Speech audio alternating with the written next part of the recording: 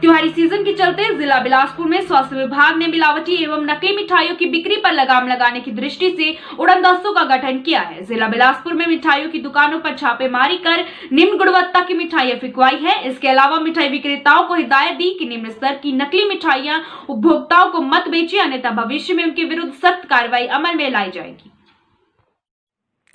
त्योहारों के सीजन में अब उन दुकानदारों की खैर नहीं जो अधिक मुनाफा कमाने के चक्कर में नकली मिठाइयों अथवा अन्य खाने पीने के सामान को बेचते हैं। अब बिलासपुर में स्वास्थ्य विभाग ने त्योहारी सीजन में सहायक आयुक्त खाद्य सुरक्षा की अगुवाई में उड़नदस्तों का गठन कर दिया है। स्वास्थ्य विभाग त्योहारी सीजन को लेकर अलर्ट हो गया है। स्वास्थ्य विभाग ने मिठाई की दुकानों का औचक निरीक्षण करने के लिए टीमों का गठन कर दिया है। विभाग की ओर से इन दिनों फूड सेफ्टी आयुक्त की अगुवाई में बिलासपुर जिले के विभिन्न स्थानों पर मिठाई व खाने पीने का सामान बेचने वाली दुकानों का निरीक्षण किया जा रहा है। स्वास्थ्य विभाग द्वारा हाल ही में ऋषिकेश में खोया के सैंपल्स लिए गए थे, जिसकी रिपोर्ट बाद में सही नहीं निकली। इसके साथ ही विभाग द्वारा काफी मात्रा में खराब मिठाई को दुकान से बाहर भी फेंकवाया जा चुका है।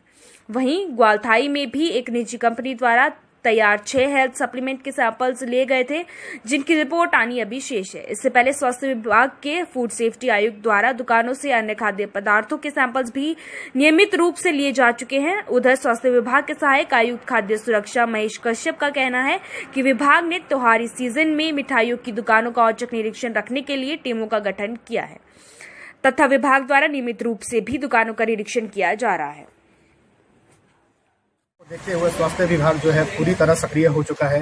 इसके लिए हमने टीमें तैयार कर ली हैं और जगह जगह पे दुकानों का औचक निरीक्षण किया जा रहा है और जहां भी किसी दुकान में किसी तरह की कमी पाई जाती है उनको मौके पे कार्रवाई की जा रही है। और मैं चाहता हूं कि लोगों के स्वास्थ्य के साथ किसी भी तरह का खिलवाड़ ना हो और इसके लिए हम जब तक त्योहारी सीजन चला हुआ है इसके लिए हम औचक निरीक्षण करते रहेंगे। आज देश भर में सरदार वल्लभ भाई पटेल की जयंती मनाई जा रही है। इस दिन को पूरे देश में राष्ट्रीय एकता दिवस के रूप में भी मनाया जाता है। मुख्यमंत्री जयराम ठाकुर सरदार पटेल की 145वीं जयंती पर शिमला के ऐतिहासिक रिज मैदान पर राज्य स्तरीय कार्यक्रम में शामिल हुए व पुष्पांजलि अर्पित कर राष्ट्रीय एकता व अखंडता की शपथ दिलाई। इससे पहले मुख्यमंत्री ने पूर्व प्रधानमंत्री स्वर्गीय इंदिरा गांधी की पुण्यतिथि पर रिज मैदान स्थित उनकी प्रतिमा के सामने पुण्य पुष्प अर्पित किए। आज महर्षि वाल्मीकि जयंती भी मनाई जा रही है। मुख्यमंत्री जयराम ठाकुर ने कहा कि आज पटेल की जयंती पूर्व प्रधानमंत्री स्वर्गीय इंदिरा गांधी की पुण्यतिथि के साथ वाल्मीकि जयंती भी है। इन तीनों महान विभूतियों को स्मरण करने का दिन है। उनके विचारों से प्रेरणा लेकर आगे बढ़ने का अवसर है। उन्होंने कहा कि इंदिरा गांधी ने आतंकवाद के खिलाफ महत्वपूर्ण लड़ाई लड़ी व अपना जीवन का बलिदान राष्ट्र के लिए दे दिया। लौह पुरुष वल्लभ भाई पटेल देश के गृह मंत्री रहे, जिन्होंने अलग अलग रियासतों को एक साथ लाने का कठिन काम किया। पटेल ने भारत की 562 से ज्यादा रियासतों को एक सूत्र में बांधा। स्वतंत्र भारत को सुदृढ़ करने में वल्लभ भाई पटेल ने महत्वपूर्ण योगदान दिया। उनके योगदान को प्रधानमंत्री मोदी ने समझा और गुजरात में पटेल की भव्य मूर्ति बनवाई, जिसमें देश के सभी किसानों ने अपना योगदान दिया। पटेल ने देश की 562 रियासतों को इकट्ठा करके एक राष्ट्र भारत का निर्माण करवाने में महत्वपूर्ण भूमिका अदा की थी। सरदार पटेल ने देश को एकता के सूत्र में बांधने के लिए जो काम किया, उसको देखते हुए देश को स्वतंत्र करवाया।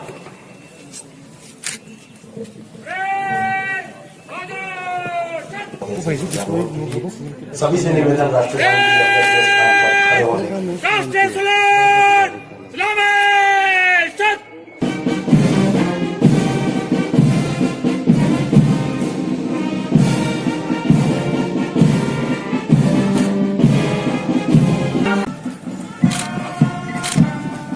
भारतीय रिजर्व बटालियन सको की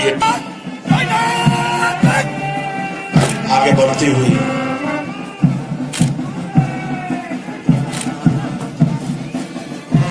फिर IRB बत्सी ये महिला की अगुवाई में अनुशासन का परिचय देते हुए सलामी मंच से गुजर रही है। जिला पुलिस PSI गगन की अगुवाई में कोरोना से बचाव का संदेश देते हुए हमारे पुलिस के जवान, शिमला पुलिस का ये बैंड SI गगन की अगुवाई में प्रोग्राम के साथ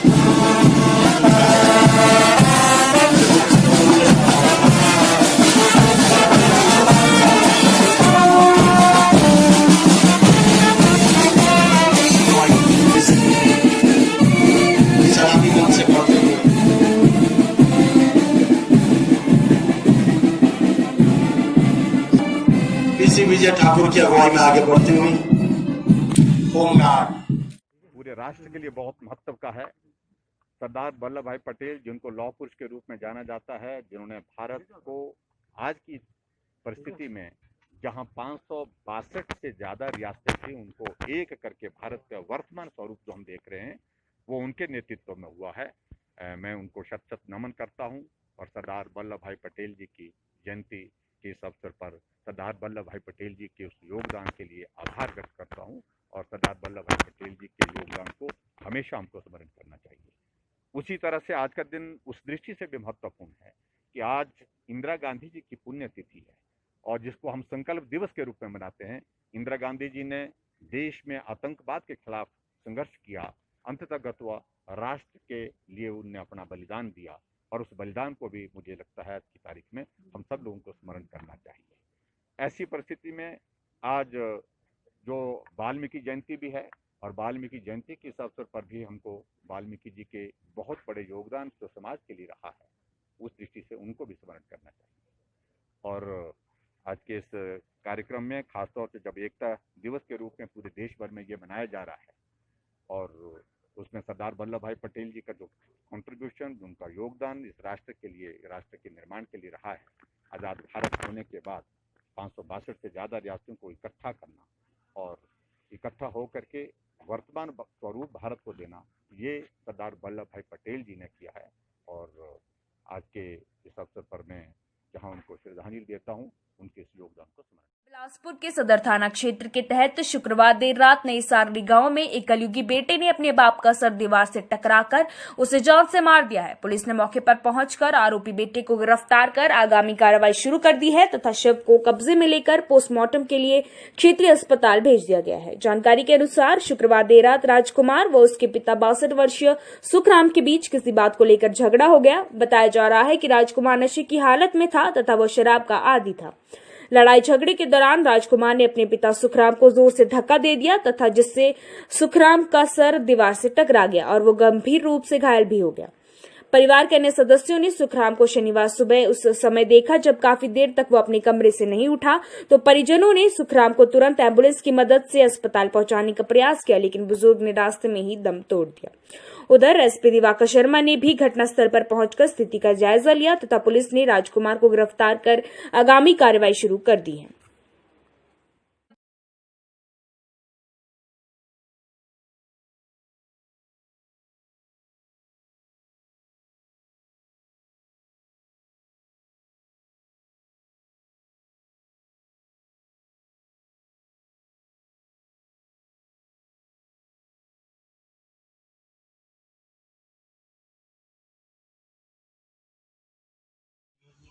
मेरा नाम रवि है। मेरे फादर और दादाजी की लड़ाई हुई, वो दोनों दारू पी के आपस में लड़ रहे थे। उसके बाद मैंने 2 दिन बाद छुड़ाया उनको, उन्हें मानने नहीं, फिर वो आपस में लड़े और दादाजी को चोट लग गई। फिर दादाजी को चीख हुई तो उनको बिस्तर पर लिटा दिया। सुबह हमने देखा तो सुबह उनकी हालत बहुत नाजुक थी, इसलिए हम एम्बुलेंस के माध्यम से उन्हें यहाँ ला रहे थे बिलासपुर, तो रास्ते में उनकी डेथ हो गई। सख्त से सख्त सजा दिया है उनको। क्या इनके खिलाफ पहले भी पुलिस में कंप्लेंट दर्ज करवाई गई है? पुलिस कार्रवाई कर रही है इनके ऊपर? पता नहीं, पहले तो बोला था उन्होंने भाई 3 महीने रखना है भाई अपनी मम्मी को, देखते हैं अगर सुधरता है तब आ जाना घर भाई, फिर सुधरा नहीं। दादी की डेथ हुई थी हमारी, तो आगे तक है। और कोटपुरा से प्रधान हूँ और जो यह घटना हुई है ये बड़ी दुखदाई है और मुझे अचानक आज सुबह ही पता चला कि यहाँ को हमारे पड़ोसी भी है सुखराम, उसके साथ मारपीट हुई है।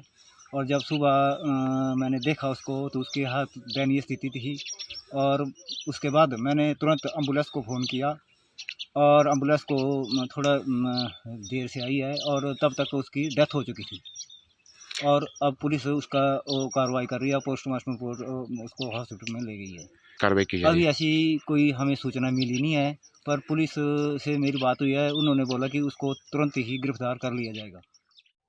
इंदिरा गांधी की पुण्यतिथि पर कांग्रेस ने केंद्र सरकार द्वारा लाए गए कृषि सुधार कानून के खिलाफ किसान अधिकार दिवस मनाकर सत्याग्रह एवं उपवास आंदोलन किया और कानून को वापस लेने की मांग की है। अखिल भारतीय कांग्रेस के आह्वान पर शिमला में भी कांग्रेस प्रदेश अध्यक्ष कुलदीप सिंह राठौर की अध्यक्षता में रिज मैदान स्थित इंदिरा गांधी की प्रतिमा के नीचे बैठकर उपवास कर कृषि कानून को किसान विरोधी करार दिया गया। इस मौके पर कांग्रेस ने सरदार वल्लभ भाई पटेल और इंदिरा गांधी को श्रद्धांजलि भी अर्पित की।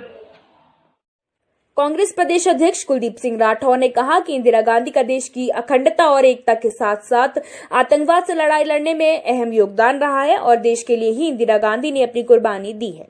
आज इंदिरा गांधी की पुण्यतिथि और सरदार पटेल की जयंती मनाई जा रही है। सरदार पटेल ने देश को एक सूत्र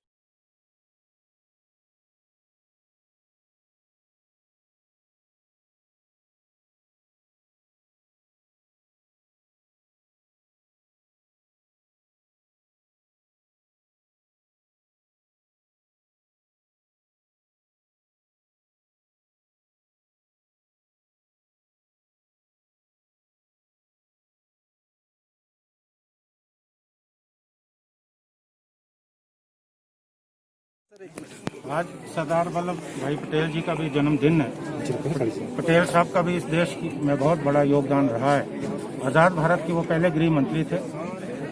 जिस वक्त देश आज़ाद हुआ, आपको मालूम है कि देश छोटे छोटे टुकड़ों में बटा था। 500 के करीब जो रियासतें थी, उन रियासतों का एकीकरण करके भारत के संग में जो है शामिल किया गया। हम सरदार वल्लभ भाई पटेल जी को भी याद करते हैं। और जहाँ तक किसान अधिकार दिवस की बात, ये श्रीमती इंदिरा गांधी जी का जो नेतृत्व था वो देश को बहुत आगे ले गया। देश की एकता और अखंडता के लिए उन्होंने अपने प्राणों का न्यौछावर किया। आज हम जो है उनको याद कर रहे हैं। पूरा राष्ट्र उनके लिए कृतज्ञ है। आज के दिन को कांग्रेस पार्टी पूरे देश में किसान अधिकार दिवस के रूप में मना रही है। आप जानते हैं इस देश में एक काला कानून आया और इस कानून के बाद हमारी जो कृषि क्षेत्र है, हमारे जो किसान हैं, सबका अस्तित्व जो खतरे में, जो पूरी हमारी कृषि है। आने वाले समय में अगर ये कानून इसी ढंग से चलता रहा, इसमें कोई परिवर्तन नहीं हुआ, तो पूरा का पूरा आधिपत्य जो है देश के चंद जो है पूंजीपतियों का हो जाएगा। आज जो किसान है वो सड़कों पे आए। पूरे देश में जो किसानों के संगठन है आंदोलन कर रहे हैं। कांग्रेस पार्टी इस लड़ाई में किसानों के साथ खड़ी है। हमारे नेता श्री राहुल गांधी पंजाब, हरियाणा के किसानों के बीच में गए और अपना जो समर्थन है वो किसानों के प्रति जो है व्यक्त किया। उसी तरह हमने पूरे प्रदेश में, आपने देखा होगा कि किसानों के समर्थन में हमने प्रोटेस्ट जो है आयोजित किए। हम इस लड़ाई को जारी रखेंगे, किसानों के साथ तब तक खड़े रहेंगे जब तक ये काला कानून वापस ना हो। आपने देखा होगा कि आज किस तरह से महंगाई चरम सीमा पे, जो मध्यम वर्ग है, गरीब वर्ग है, उनका जीना दूभर हो गया। जो रोज़मर्रा की चीज़ें हैं इतनी महंगी हो गई है कि गरीब आदमी की जो गरीब आदमी इस हालात में नहीं है कि खरीद सकता है। आप टमाटर, प्याज, दालों के मूल्य देखो, अपेक्षाकृत वृद्धि हुई है। और यहाँ तक कि जो हमारी सार्वजनिक वितरण व्यवस्था है उसके भी बहुत बुरे हालत है। तो आज ये हालात इसलिए हुए हैं कि ये देश पूंजीपतियों, मुनाफाखोरों के हाथ में जो है नियंत्रण जो है इस देश का होता जा रहा है। इसलिए आज जो किसान अधिकार दिवस है, ये किसानों के अधिकार की जो लड़ाई है उसमें कांग्रेस पार्टी की जो प्रतिबद्धता है, हमारी जो कटिबद्धता है, उसको इंगित करता है। राज्यपाल बंडारू दत्तात्रेय ने कोरोना महामारी से एक होकर लड़ने को ही इस वक्त सच्ची राष्ट्रीय एकता बताया है। शिमला में आयोजित राष्ट्रीय एकता दिवस के समापन कार्यक्रम में राज्यपाल ने पुलिस परेड की सलामी ली और राष्ट्रीय एकता की शपथ दिलाई। पूरे देश भर में आज सरदार वल्लभ भाई पटेल की जयंती को राष्ट्रीय एकता दिवस के रूप में मनाया गया।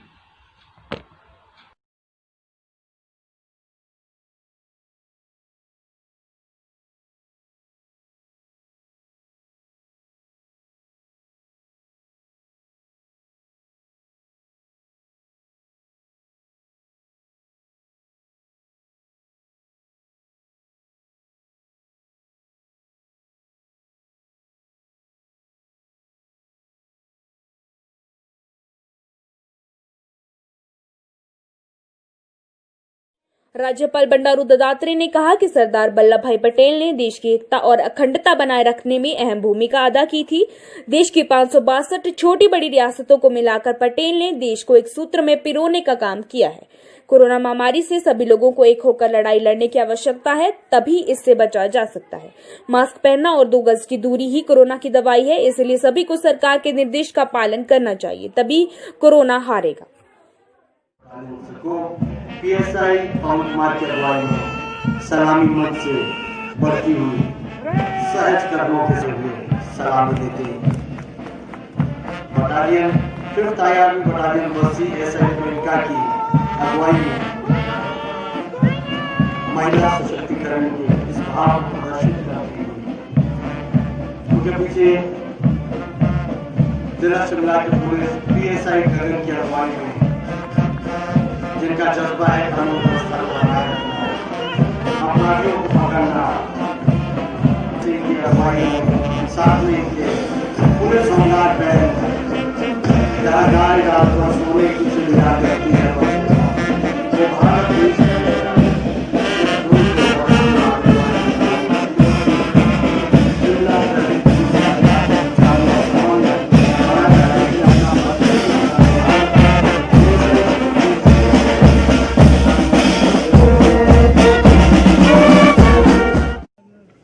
सरदार वल्लभ भाई पटेल जी का जन्म दिवस है और साथ ही साथ